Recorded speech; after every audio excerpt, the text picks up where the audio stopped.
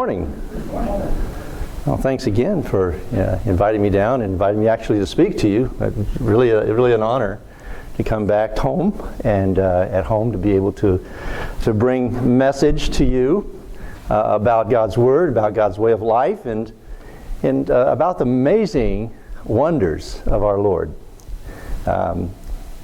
This is a sermon which, you might think, well, it's not really tied to salvation so much. It's not really tied to our lives, the way we live today. And you look around and you see all the things that are going on today, and you think we need to have sermons on Christian living, and we need to have sermons on prophecy, and we need to have sermons about things that draw me closer to God. And this is more, I don't know, it's a way to understand God's way of life and how God thinks, I believe, and I think you'll come to see that more as we look at it. But it's almost more like a classroom. I'm going to bring you some stuff today what people have talked about, and I think I heard a joke one time that said if you had Ambassador College students, you had 10 of them in a room, and you asked them to build a Hebrew calendar, you would come up with 12 different answers. Each one would be different, and you'd have 2 extras because a couple of them wouldn't be sure, so they would give you 2 answers. But I guess, we've talked about birthdays, and this is an interesting thing. The world we live in, when your birthday is, right? But is that really your birthday? When we talk about God's holy days, we want to be absolutely sure that we celebrate them on the day that God commanded to celebrate them, don't we? We even noticed that the Feast of Tabernacles might not be the same day every year when it starts, right? How many of you have been asked, what day does the Feast of Tabernacles start on next year? Do you know? Just off the top of your head? Well, somebody might answer, well, what do you mean? It's on the 15th of Tishri, just like it always is. And you might think that's funny. But it makes a point. It makes a point, and that is the dates of God's holy days don't change from year to year. These holy days are celebrated on the same day by the Hebrew calendar every single year. But the Hebrew calendar is not the same length as the calendar that we're very familiar with. We're familiar with the Gregorian calendar, which is based on a solar year. And because calendars are not the same length, well, the days end up being different dates. They often shift on the Gregorian civil calendar. When does the Feast of Tabernacles start? Well, in 2014, the Feast of Tabernacles started on October the 9th, right? And last year, the Feast of Tabernacles started on September the 28th. And next year, I know you were asking the question, okay, so it starts on October the 17th in 2016. But it's always on Tishri, the 15th, the 7th month in the holy day, or let's say the Hebrew calendar.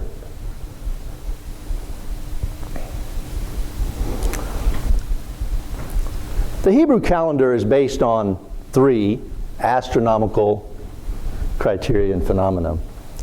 The rotation of the earth on its axis. How long does that take for a day to occur? 24 hours. Right? That's it. We call that a day.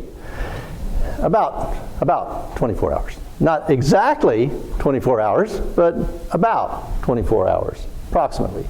And the revolution of the moon around the earth, which is a month, which takes about 29 and a half days.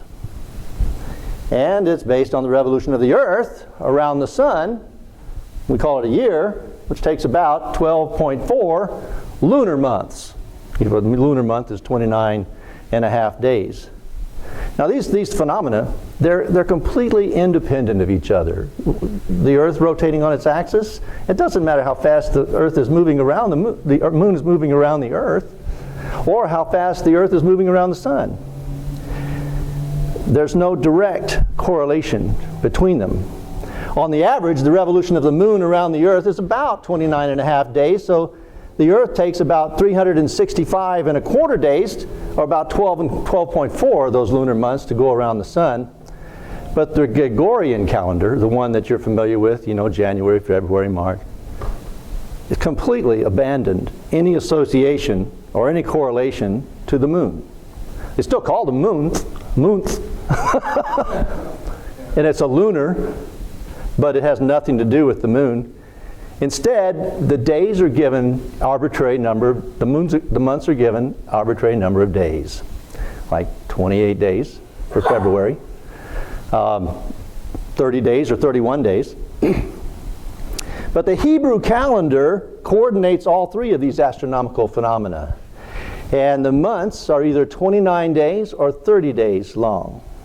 So we're going to learn something about the Hebrew calendar today, and I hope you can follow through with it. But if you have difficulty with that, it's an opportunity to see it, and we can talk about it. I've actually had this sermon requested a couple of times because people want to see it, and I believe the last time it kind of sunk in a little bit, and people felt more comfortable about being able to understand how it's calculated. But we'll talk about, is calculation the right way to do it, and how do we know when the new months or when the months start. Months are either 29 or 30 days long, and you know, if you have 29 and a half days, 1 month would be 29 and a half, but then you've got an extra half day, right? So when the next 29 days goes by, you've got to wait another half a day. Oh, it's 30 days. So they alternate between 29 and 30 days. And you have either 12 or 13 months in this 365 day or 12.4 solar month year. The lunar month begins when the first sliver of the moon is actually seen after the dark side of the moon. And you have darkness when the moon is gone. And you begin to first see that sliver. It's called a new moon. And in ancient times, you know, the Sanhedrin had people that they really respected watching for that new moon. And when they would get notified, hey, you know, we see the new moon, then they would let it come out to, hey, the new month has started. And when the Sanhedrin received that, they would have to have received that before they would let people know.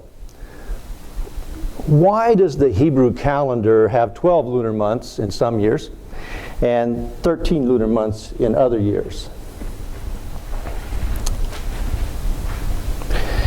The problem is with lunar months is that there are about 12.4 of them in a solar year, and 12 lunar months is about 11 days shorter than the calendar that we're familiar with. How many days in a calendar in a year? 365 or 366 in a leap year like this year.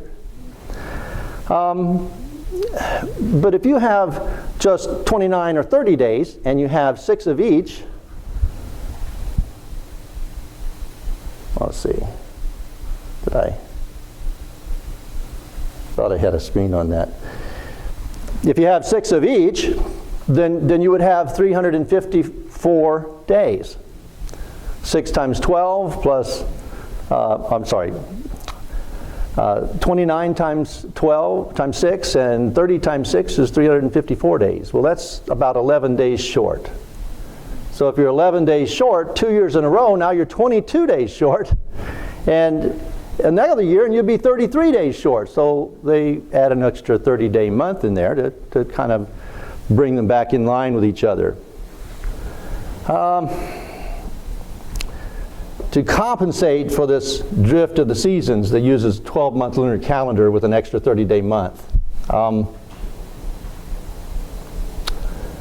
So the year with 13 months in Hebrew, if you have 13 months, and you'll notice here this chart I've got up here on the screen, the months of the Hebrew calendar.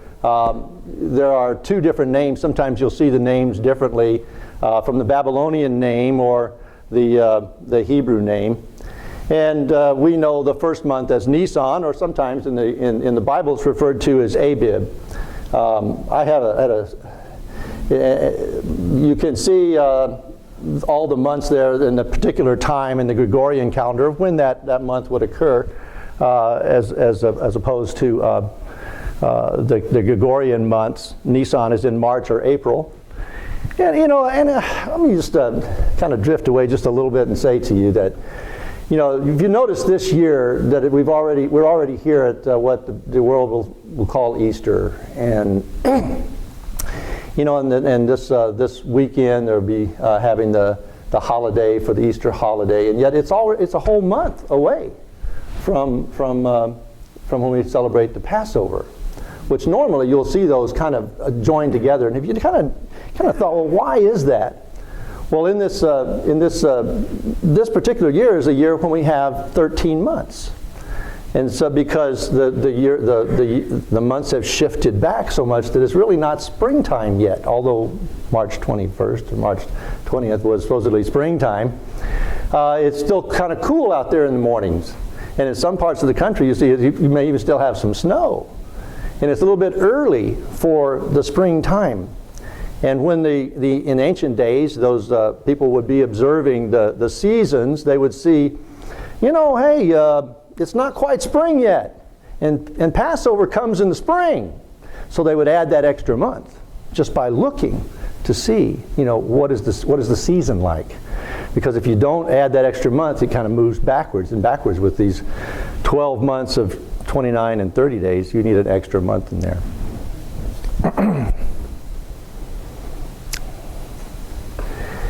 The year in Hebrew that has the extra month is called Shana Me'uberet, which can be interpreted as a pregnant year. And sometimes you could also refer to that improperly as an intercalary year, because it has an extra intercalary month. But we know it as leap year, right? And this happens to be a leap year. So when we refer to that today, we're going to talk about it as a leap year. A leap year as the 13 months.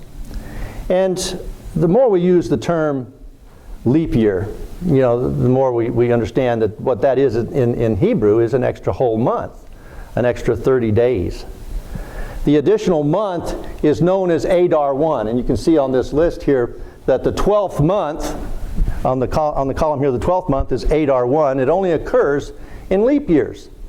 And then the 13th year in the leap year would be Adar 2. So they take that extra month and they stick it in front of the 12th month, and they call it Adar 1. And then what is Adar in the normal years becomes Adar 2. And Adar 2 is the real Adar. It's the month when you would celebrate your birthdays, or you would celebrate, the holy days and things, or particular like bar mitzvahs and things that people would do. They would do that in Adar 2 or in Adar. Now, if you were born in Adar 1, here's the deal: you got a whole 30 days of Adar 1. People have this thing about, well, what if you're born in leap year? And you're born on February 29th. Well, now you've got 30 days. You might be born on one of those days, but that month will occur in Adar, and it will occur in Adar without the 2 on every year, and it will occur as Adar 1 in the year when you have the pregnant or the leap year. So I printed a copy of this sheet out and I handed it out to you, which shows that corresponding days. The 19, this extra month, this 13th month, in order for the years to come together, and I'll show that in just a moment, for that to come together, it requires an extra month to be added 7 times in a 19-year time cycle. And that's pretty important to recognize that the universe, like this big clock, like this gigantic mechanism that's keeping perfect time, realigns with itself every 19 years. And the months that are added, with these extra, the years where these extra months are added are the 3rd, the 6th, the 8th, the 11th, the 14th, the 17th, and the 19th years.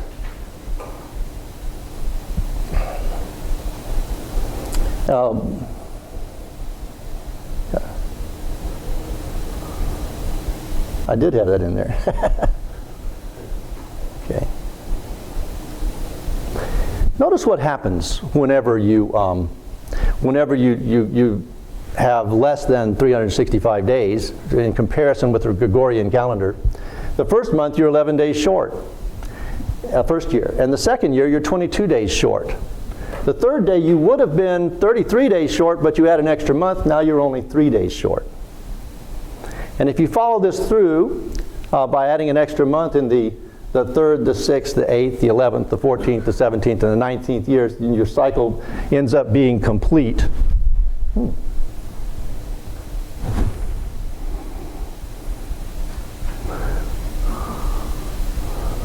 That's why.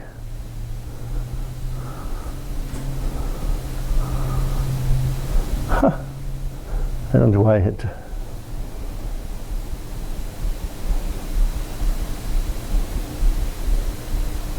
There we go. The cycle ends up being complete at the end of the 19th year.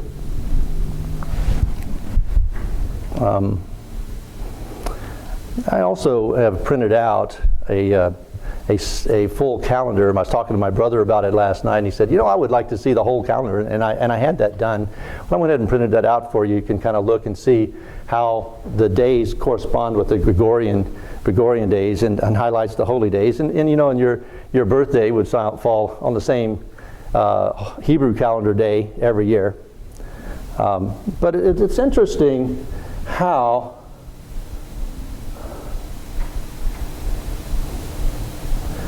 the 19-year time cycle and the addition of this extra month kind of follows the same. It's almost like a musical pattern. You know, I always have referred to music as the perfect language. It sort of bypasses all these language barriers, you know, that we have with different languages, and it speaks more directly to the heart. It kind of it just really goes right to your emotions and to your heart. With music, you can change your attitude and everything. But there is a correlation, it seems, between the time cycles and how the world, the universe is set up for this, the time cycles, and even the major scale. You know, so I've got this major scale for a keyboard. If you look at a keyboard, every whole step, like C to D and D to E, it consists of 2 regular years and a leap year. So if you go from C to D, your first and second year are regular years, and the third year is a leap year. And then, you know, from D to E is a whole step, and it has 2 regular years and a leap year. But when you get from E to F, you know, there's no such thing as F flat or E sharp unless they're, you know, E sharp is actually F because it's only a half step. So that half step is actually 1 regular year and a leap year. And the same thing happens then when you go from F to G, 2 regular years and a leap year, and from G to A, 2 regular years and a leap year, and then from A to B, 2 regular years and a leap year. And then when you go from B to C, it's a half step. So it's 1 regular year and a leap year. And you're back in at the end of your cycle. Again, the leap years are in the 3rd and the 6th and the 8th and the 11th and the 14th and the 17th years. Okay, so now that have I lost you yet? You're swimming. Okay. Sorry about the presentation here. I'm jumping around a little bit on the slides.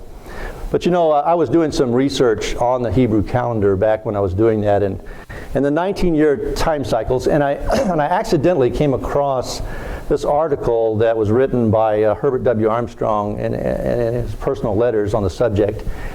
And I started to look at that, and he was convinced of the 19-year time cycles and really of the miracles that begin to happen on the 19-year time cycles, and how God seems to work with 19 years.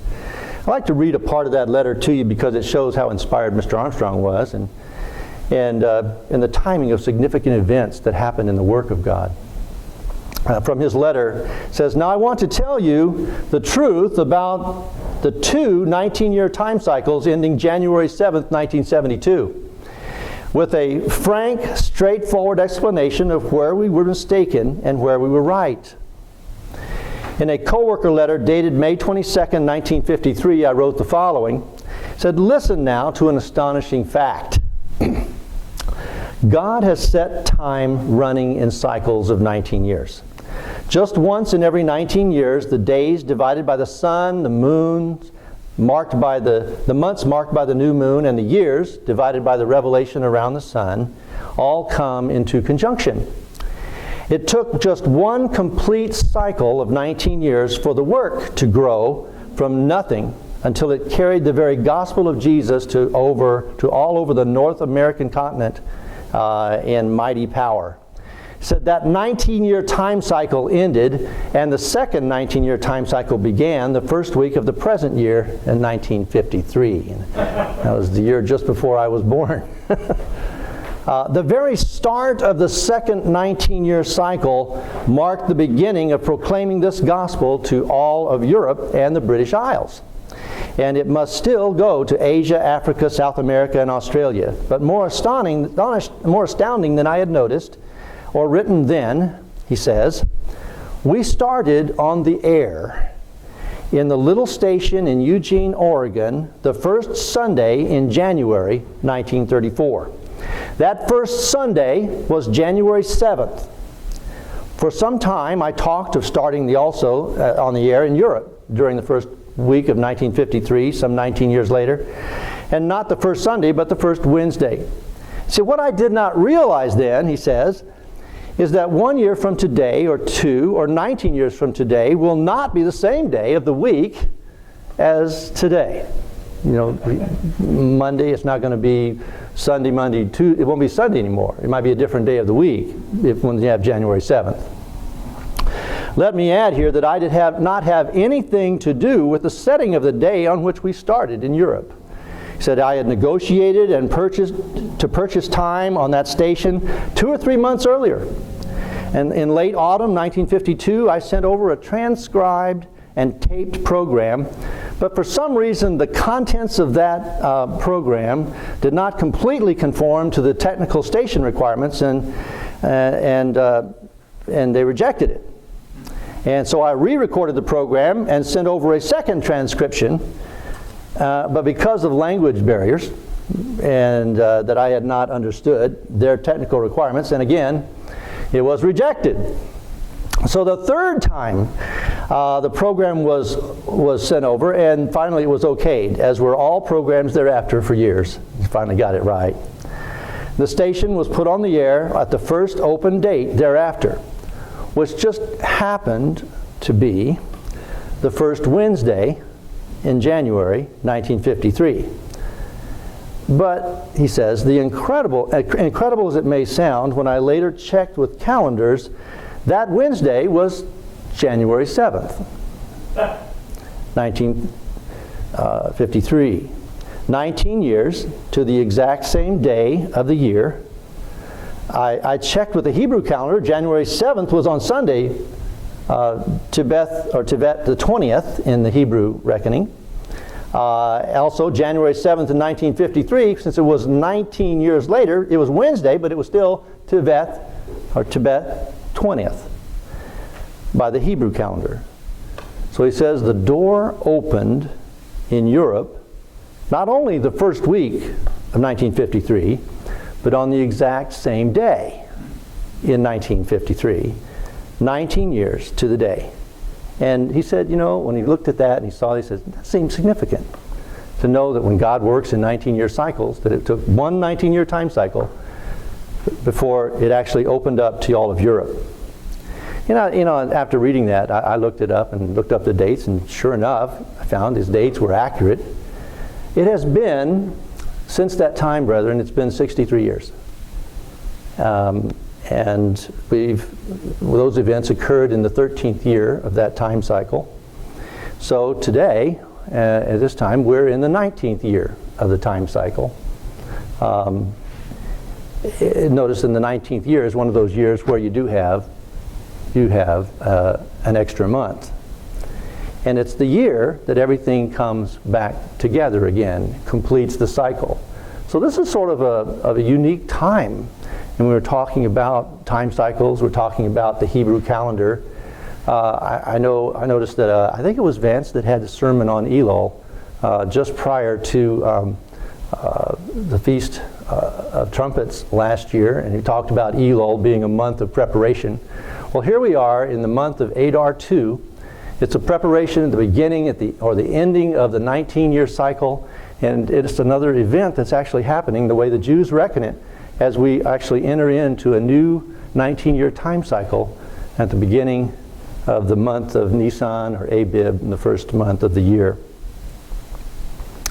God set the earth, the moon, and the sun to mark time on the earth. And I think that's why, as I was talking about in Matthew chapter 5, and he said, till heaven and earth pass away, not one jot or tittle will pass away. I think the Sabbath, there is a time when the Sabbath would not exist, and that would be the time when there's no heaven and no earth. Because when there's no heaven and no earth, how do you count time? Time is counted and is reckoned on a daily basis and a monthly basis and a yearly basis from the heavenly bodies and from the universe that we see around us that God set in motion. It takes 19 years for everything to come back in alignment. You know, when you look at the events, the significant events that happen, what about solar eclipses? You know, around the world, there are different times when you'll be able to see, you know, every now and then you'll see a solar eclipse. And those solar eclipses occur every year on the planet somewhere. But each one is a repetition of the one that occurred 19 years before it at that particular location, in that place, when all the heavenly bodies lined up the same range of degrees that they had 19 years before. It's an amazing timepiece. And it's fascinating that God seems to use these 19-year time cycles to get His work done. You know, the ministry and the Worldwide Church of God looked at that many, many years ago. And they made some mistakes because of making some assumptions. But they were looking at that and they were seeing how even Jeremiah, you know, his work seemed to have been done in 2 19-year time cycles, from the time that he began to prophesy to Zedekiah, you know, and to begin to show them that they were going to be attacked by Nebuchadnezzar of Babylon in 623 BC, until he actually attacked in 604 BC. And then finally when he conquered and destroyed Jerusalem in 585 BC. If you notice, it's 2 19-year time cycles. The God seems to work with that. And there's another scripture here that talks about something that happened in the work in the New Testament as well, which gave them that feeling. They talk about there was the work that was going on. It happened around 50 AD, from the beginning of the work in 31 AD, where you had the first Pentecost and the giving of the Holy Spirit, and the work began to be done as a church in the New Testament. From that time to 50 was a 19-year time cycle. And around 50 AD, we read about the opening up of some doors unto Paul as he had just been to Ephesus and he'd been over to Antioch and Pisidia, and he'd looked at these areas in southern Galatia. And he said, furthermore, in 2 Corinthians chapter 2, verses 12 and 13, he said that Paul said, when I came to Troas to preach Christ's gospel, there was a door open. There was something that happened in 50 AD. That he said he had no rest in his spirit because he found not Titus his brother, but taking my leave to them, he went on from then to Macedonia. Macedonia was a door that was being opened, and he saw that he had to do it. He wanted to go into other places like Galatia. Let's look in Acts chapter 16. In Acts chapter 16, they were there and they saw that they wanted to go up into Phrygia and the region of Galatia, but something stopped them. You see, the Spirit was involved in the work that was being done. They said, no, you can't go into Phrygia. No, you can't go into Galatia. And they wanted to go into Mysia. And they said they wanted to go to Bithynia in those areas around Galatia. And the Spirit said, no. They were withheld. They were forbidden from going to certain places. And that's kind of strange. How did they know? We continued in Acts chapter 16. They passed by Mysia and they came to Troas. And it says in verse 9, there's a vision that came to Paul in the night, and there stood a man of Macedonia and prayed, come over here. Come over here. Come to Macedonia. This is when they went up to Macedonia. It said after they'd seen the vision, immediately they went to Macedonia. Because he said the Lord was calling us not to go to Phrygia, not to go to the eastern parts there in Galatia and Phrygia, but to go westerly and go up towards Philippi. And he moved from there. And he went from Troas and he went to Samothracia, and the next day in Neapolis. He was moving to the west, up to the northern part there towards Macedonia. And there he went to Philippi, which is the chief city part of Macedonia. And that's where they began to do their preaching on the Sabbath day. They called them to actually move the work into Macedonia in 50 AD. So once again, there was something here at the end of that 19-year time cycle. And it seemed like a particular time that God was calling them to do that work in that area, opening up a new door. Now, there was some errors that were made with that, yes. They would say, well, the work has been busy for 19 years. We're going to finish the work at the end of the 19 years. But, we don't know. We do not know when the work is going to be finished. And we don't, we can have all these dreams, we can see all this work and see that things are done in time of in cycles. And if you look back on it, when you look back, it may be 19 years or another 19 years. It could be 224 more years. I don't know. So when you look at the way the Jews reckon time, we're in the year 5776. Do we have 6,000 years? I don't know. We just do not know the time. Jesus said, only the Father knows when that time is going to be.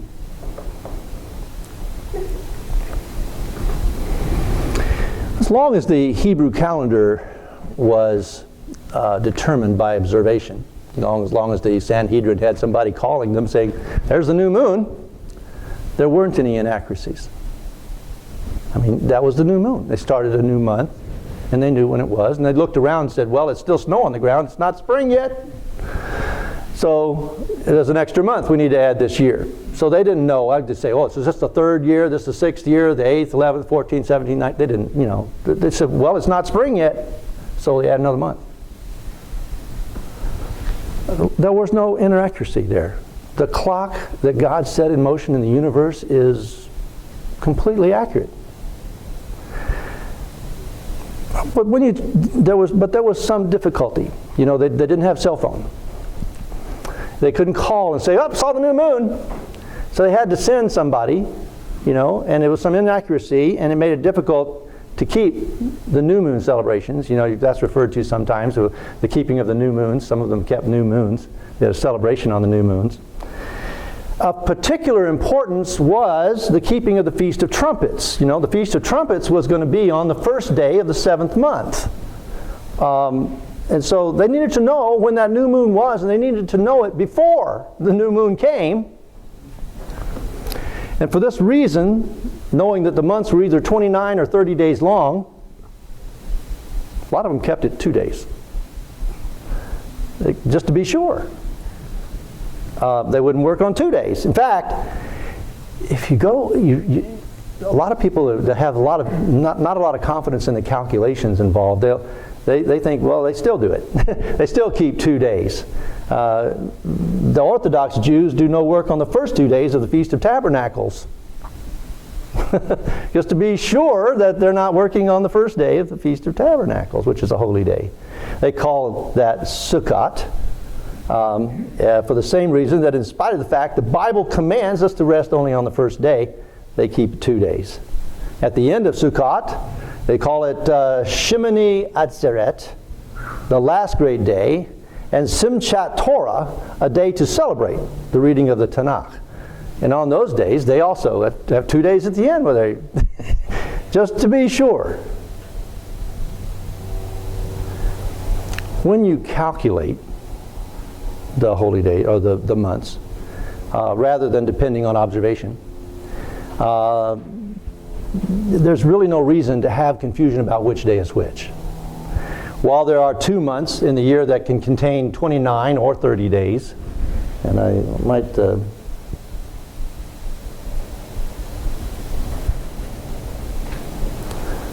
see if I can get back to that screen. 29 or 30 days in the 8th month and the 9th month. Notice those are the first 2 months after the Feast of Tabernacles. Well, those 2 months that could have 29 or 30 days. It's a long way from then till the trumpets.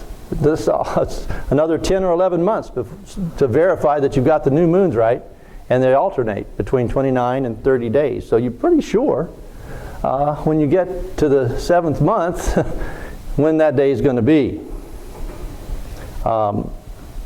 They have a fixed number of days. The only other variable is the addition of the 13th month, the month of Adar 1, which is fixed also at 30 days. So Israel knew they had to do that because of the season. So they would add that month. But nevertheless, for the reason that they had this confusion, they developed the calculated methods. And this was Hillel II who established this fixed calendar based on mathematical and astronomical calculations. And he did this, and this is still in use today by the Jews. And here's the problem. You know, when we talk about, I'm going to talk to you, tell you where the inaccuracy comes from.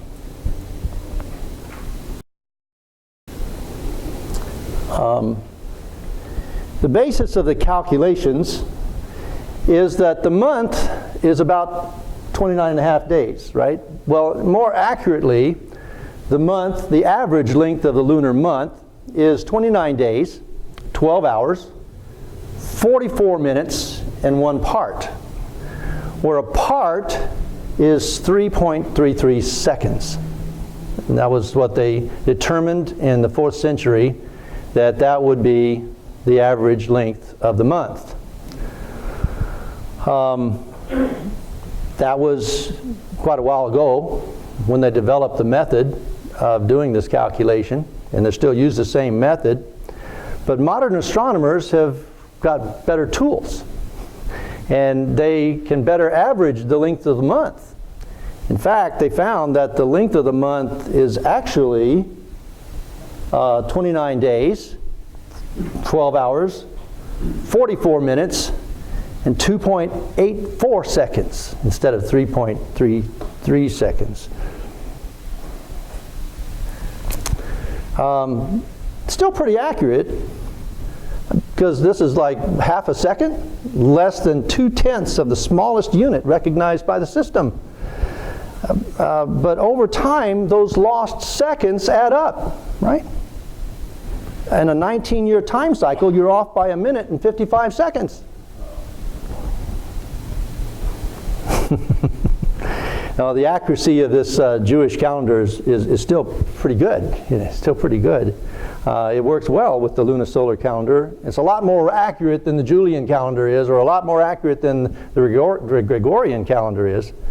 In fact, it takes about 750 19-year time cycles to be off a day.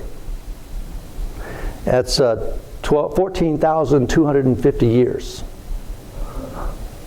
So if you look at how long man has been recorded history on the earth, 5,776 years, or whether it's 6,000 years, you're still over 8,000 years away from being a day off. Not much drift. You see, it's pretty accurate. You know, you can calculate about where you're going to be. But it's not that simple. There are some special considerations that the Jews use when they're developing the calendar, and we need to look at those, and I'd like to look at those and have you understand them and see how the Jews actually come up with the days of the calendar. Because what do they do with those 2 months where they have 29 or 30 days? How do we decide which it is, and how do we stay on track? There are some essentials. The first essential is, they say, look, You know, the Day of Atonement, which is the 10th day of the 7th month, it cannot fall on any day that is adjacent to the weekly Sabbath. Can't be on Friday, can't be on Sunday. And the reason is that they have some things they have to do and prepare for Yom Kippur, for the Day of Atonement. And they don't do that on the Day of Atonement, on the weekly Sabbath. Another one is that the last day of the Feast of Tabernacles, the Hoshana Rabbah, cannot fall on the weekly Sabbath. So you may notice that there's some things that just don't ever happen. You know, sometimes the first holy day will fall on the Sabbath, but the last holy day will never fall on a weekly Sabbath. And they make some adjustments in the calendar to make sure that doesn't happen. Either they subtract a day from one of the months, or they add a day, so that to make sure that it doesn't happen.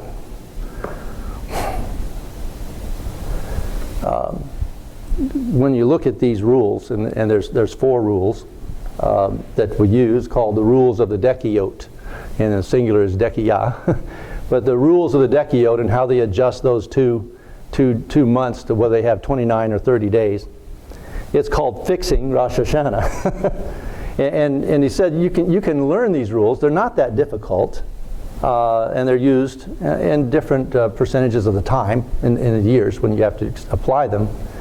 But he says, the Jewish scholar Ramban said, the method of the fixed calendar is one which an average school child can master in 3 or 4 days.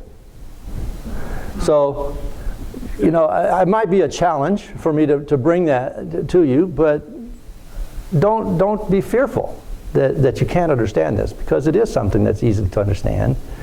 And you know, because we're not exposed to it. You know, this first time you get exposed to it, you're probably going to say, well, I think I know, but I'm not sure. And that's why I encourage you to play with it a little bit and try to learn how to do it, because you want to be comfortable. Have you ever thought of yourself there'll be a time when there won't be anybody that will be teaching me? There'll be a time when there'll be a vacancy of the Word, and you might want to know. You may not want to know when your birthday is. Interesting. It's interesting. I sent my daughter a happy birthday yesterday, because it was her birthday in the Hebrew calendar. Her birthday was March the 19th. So I'd sent her a happy birthday on March the 19th, then I sent her another one yesterday. So if you like this, if you really like this, you might get 2 birthdays every year. And which is, you know, encourage you a little bit more. Okay. So we establish these essentials, and then we use these rules of the Dechiyot in order to try to make sure that those essentials are met. One other essential is to know that if you have a regular year, 12 months, that it has to be 353, 354, 355 days. Because those 2 months where you either add a day or take off a day, it's going to either be 354 if it's 29 and 30, or if it's going to be 353 if it's 29 and 29, or it's going to be 355 if it's 30 and 30. So it has to be one of those to be a valid year. And if it's a intercalary, if it's a leap year, then it has 13 months. It has to be either 383, 384, or 385 days for the same reason. And so it has to be that. So recognizing that those are limitations, we have to stay within those limitations, then we'll take a look at the laws, the rules of the Dechiyot. And I will introduce another term. The term is molad. And it just means month. It means the time signature, if you will, of the month. And it's based on what day it is, and what hour it is, and what part it is. So if you have 44, we mentioned that there's 60 minutes in an hour. So how many parts is that? If it's 3.33 seconds, that's 1,080 parts. So if you have, in a month, you have 29 days, 12 hours, and 44 minutes plus a part. That's 792 plus 1 is 793 parts. That's what a month consists of. Yeah, so that's the number of parts. And now you say, if you say the time signature of a day is 5D, 20H, 600 parts, well, that's saying it's 5D. What's the 5th day? Sunday, Monday, Tuesday, Wednesday, Thursday. The fifth day is Thursday. Fifth day. 20th hour. Okay, the day starts at 6 p.m. to the Jews at sundown. So the 20th hour would put you at 2 o'clock. And 600 parts, 600 out of 1080, that puts you at 33. So 2:33 p.m. Now the Molad, and what you're doing is now you're saying, okay, I'm going to calculate by how many parts that I've got throughout this 12-month year or throughout this 13-month year. I'm going to calculate that many parts and add it to it, and then work out what day, what hour, and what part the Molad Tishri occurs on. From this year, you know what this year is, and you add that many months, that many days, that many hours, that many parts, and you come up with a Molad Tishri for the next year. And it's all based on applying these rules of the Dechiyot of where that time signature, what it is on Molad Tishri for the next year. Molad Tishri has a time signature for the 7th month, Tishri being the 7th month. And that's when the Feast of Trumpets occurs, on the 7th month. And it's important. So there's 4 rules to the Dechiyot. 4 Dechiyah. Here's the first one, which happens more than any of the others. Dechiyah 1, Molad Zakein. Molad Zakein just means it's an old month. It's an old Molad. It's considered to be old if it happens after noon. Okay, so if your time signature says it's after 18 hours, if you have 6 o'clock, 18 hours takes you through midnight and up to 12 o'clock the next day. 18. If it's over 18, it's an old Molad. And the rule says if it's past 18, then you move Molad Tishri to the next day.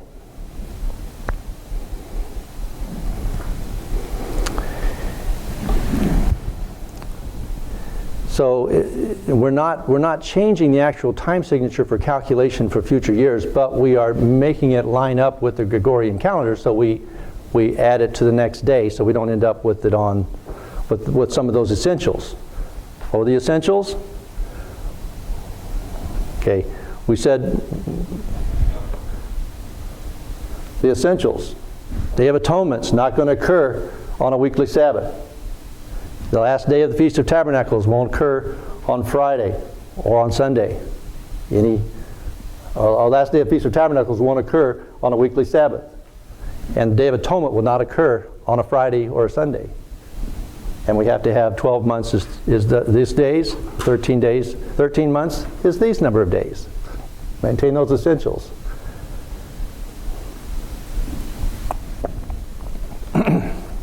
Okay, the second Dechiyot. The second Dechiyah is called Lo Adu Rosh. The second Dechiyot, the rule states that Rosh Hashanah, or the Feast of Trumpets, the Molad Tishri, cannot occur on a Sunday, or on a Wednesday, or on a Friday. So the Feast of Trumpets, you'll never find it occurring on a Sunday, or a Wednesday, or a Friday. And it gets its name from the language, the Hebrew language, in that lo means not, and adu is a way of saying aleph, dalet, vav, which is 1, 4, or 5. So it's not going to occur on the first day of the week, or on the 4th day of the week, or on the 6th day of the week. I said 5, I mean 6. 1, 4, 6. So if the calculated Molad occurs on one of these days of the week, then Rosh Hashanah, or the Feast of Trumpets, is postponed to the next day. So you have to add another day in there to make sure that it's the next day.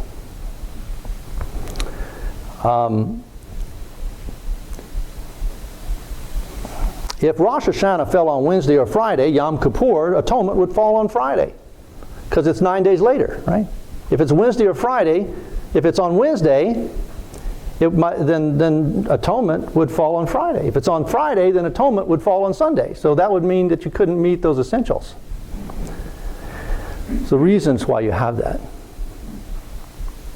And if Rosh Hashanah fell on a Sunday, then the last day of the Feast of Tabernacles would fall on Saturday, 14 days later. So that's why you can't have it on Sunday. The first two Dechiyot are the most common. Dechiyot 1 applies about 25% of the time because it applies to 6 hours from 6 hours afternoon on the day, between the 18th hour and the 24th hour. So it occurs about 25% of the time. And Dechiyot number 2 applies to about 3 days out of 7, right? Sunday, Wednesday, or Friday. So it occurs about half the time. Now the Dechiyot Molad Zakein and Luad Urash can work in combination. If Molad is 5D on Thursday at 19 hours and 0 minutes, Thursday at 1 p.m., and it's rounded to Friday by Molad Zakein, you have to take it to Friday because it's afternoon, then it's Friday. So Molad Load Urash, the Dechiyot Load Urash takes over and says, no, you can't have it on Friday. So then it moves to Saturday. So you actually move 2 days. However, on the other hand, if Molad is on 4D, 19 hours, that's Wednesday at 1 o'clock in the afternoon, it's rounded to Thursday. But it's okay to have it on Thursday because Load Urash says it's okay for it to be the 5th day, not 1, 4, 6. So Load Urash is not necessary. Molad Zakein is always done before you do Molad Load Urash. Okay, the third Dechiyah. So, and these are used most often. The other two are not used very often, but I'll mention them.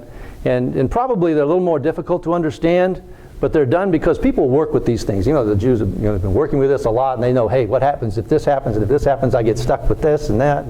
So they have to make sure that everything will fit and will make sure that those essentials are covered.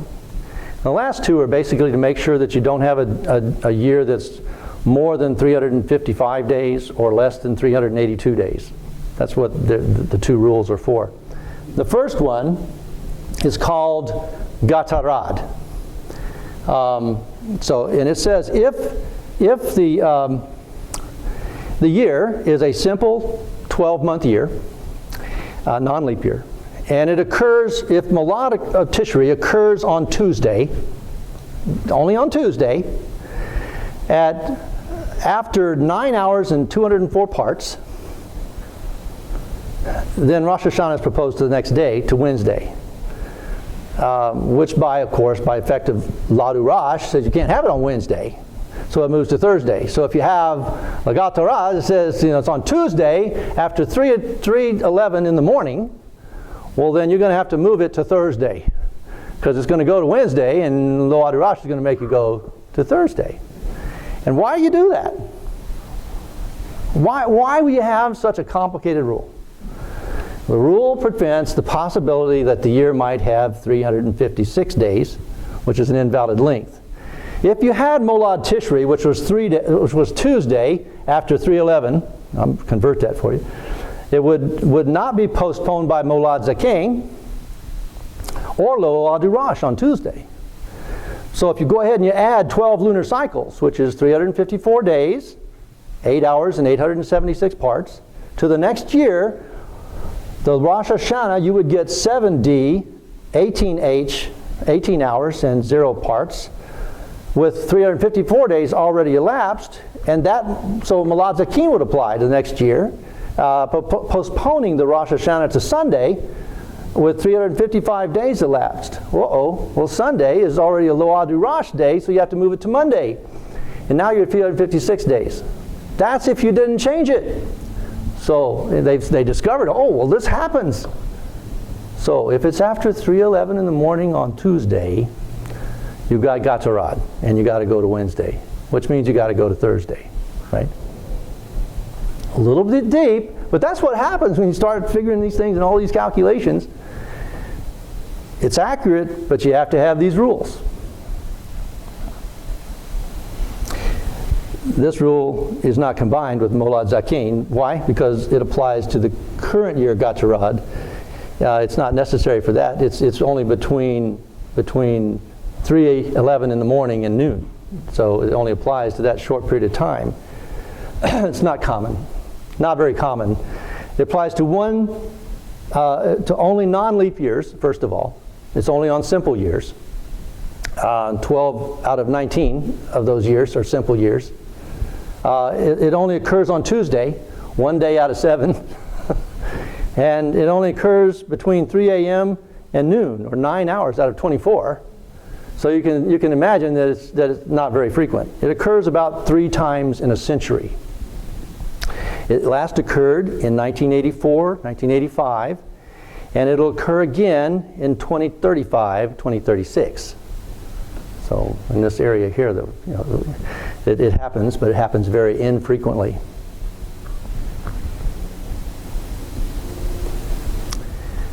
Dechiyot number 4, which is the most rare, even more rare than Gachorod. Not very common.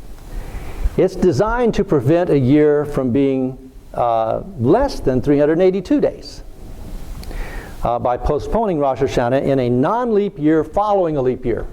Now, not only does it have to be a non-leap year, but it's also got to be one of those non-leap years that follows a leap year. In other words, the 4th or the 7th or the 9th or the 12th or the 15th or the 18th or the 1st, right? So one of those years, only 7 of those years, but potentially. But the year after the leap year, not the leap year. It's also, the rule tells you what it is, but what it says, in a year following a leap year, if the Molad Tishri occurs on Monday in the 15th hour, or 589 parts, or later, then you postpone it to the next day. And it only applies if the actual Molad Tishri occurs on Monday, not if it was on Sunday and Load Rosh moved it to Monday. It only occurs if you actually calculate that Molad, from adding the parts together, and you come up with that Molad being on Monday after the 15th hour, 9 o'clock, and 589 parts, about, I'll see, about 9:30 in the morning. So the reason behind this rule is similar to Gachorod, in that 13 cycles of the preceding year are 383 days, 21 hours, and 589 parts. If this Molad Tishri occurs after that time, then what you did, you had a Molad Tishri. The Molad was postponing Rosh Hashanah to Wednesday in the previous year. That had to have happened for these events to have happened. And so you had Wednesday and then triggering Load Rosh to make it Thursday in the previous year. So the 2 postponements would shorten the preceding year to 382 days. And then Dechiyot Betukafot, which what this is, postpones the current year's Rosh Hashanah by 1 day to increase the preceding year's permissible 383 days. So it's just a little bit convoluted, but you can see how that is what you have to do in order to keep the preceding year from being less than 383 days. And that's the rarest of all. It's the rarest of all. So it's scary, but it's something you don't have to deal with very often. It applies only in the year after the leap year, 7 out of 19. Only when the Molad occurs on Monday, 1 out of 7. And only between the 15th hour and the 18th hour, from about 9:30 to noon. So about only about 2.5 hours or 3. So it's very, very, very unlikely to happen. But it does apply sometimes. It happens about twice a century. It last occurred in 2005, 2006. And prior to that, it occurred in 1927. So very rare. The mathematical construction of the Hebrew Jewish calendar is primarily based on Molad Tishri. I mean, if you get anything, you see that from that. It's how do they calculate what time of day, that time signature when Molad Tishri will occur. And then they adjust that to make sure that the essentials are met, so that you don't have, the Day of Atonement occurring right next to a Sabbath day. You don't have the last day of the Feast of Tabernacles occurring on the Sabbath. And you don't have a year that's less than or more than the appropriate number of days. God just says this. God just says, observe the feast day on the first day of the 7th month. From ancient times, they looked at the day and they could tell. And there were never any inaccuracies in observing the day when you looked for the sliver of the moon and the new moon. So you could be confident of that. Since the first 7 months of the year always have the same number of days, you could be looking at those months and know when trumpets was coming. I really find it hard to believe that they needed to keep 2 days, because they knew for 10 or 11 months they knew this 29 days and 30 days, 29 days and 30 days. And they would know when that day, when this month was going to be and how many days would be in it. You would think that they would. There really isn't any excuse for doing differently from what God commands them to do. Isn't it interesting how people will look for an excuse and they'll try to find a way to say, well, I'm not sure, I understand, how you do it. And they'll find a way like this to develop calculations. Well, they can calculate what those days are going to be. And how intricate it might be, it comes up pretty accurate. Within a half a second, it's pretty accurate. But still, it's not as accurate as it is just looking at the universe and seeing what God has made and the time clock that He has made. I noted that going through this study, and there's something interesting also when you look at this, there's always 177 days prior to the Feast of Trumpets. Because there's always that, after the Feast of after the first of Abib, or the first, you've already had your 13th month, there's always those 6 months of 29 and 30 days. There's always 177 days before trumpets. So once you know what the first day of the month of the year is, you know when trumpets is. And it's interesting also that the first day of the Feast of Tabernacles is going to be exactly 192 days. And if you look at 192 days, that's exactly halfway through a leap year of 384 days. I think it's just interesting. I don't know whether there's any significance to that. It's just halfway through. But it's a fascinating world. It's a fascinating universe, and the clocks that God has made. It helps us to see and understand His plan and things that He's doing. We want to be able to do things when He says to do them. When we look at our birthdays, I haven't found anybody yet that really would rather observe their birthday on the Hebrew calendar day than on the day that they know. Although I don't understand why. It's really, God doesn't say we have to celebrate birthdays. It's something that we decide, we choose that we want to do. It's a significant event. But to me, I think it's good to have 2. I kind of like having 2 birthdays. So if you know when your Hebrew birthday is, then that gives you some interesting information. And this year, most of the people in this particular time of the year, their birthday is 5 or 6 days after their original birthday. So if you have birthdays here, I understand you have your birthday today, your brother and sister, or who was a couple of people that had birthdays today. Go back and find the year that you were born and find out what this day was in the Hebrew calendar on that year. And you can do that in an online search with a converter, with a Hebrew calendar converter. And you can find, what Hebrew day in the calendar it was, and then find out when your Hebrew calendar birthday is. It's probably a week away. You get to have another birthday. How do you do it?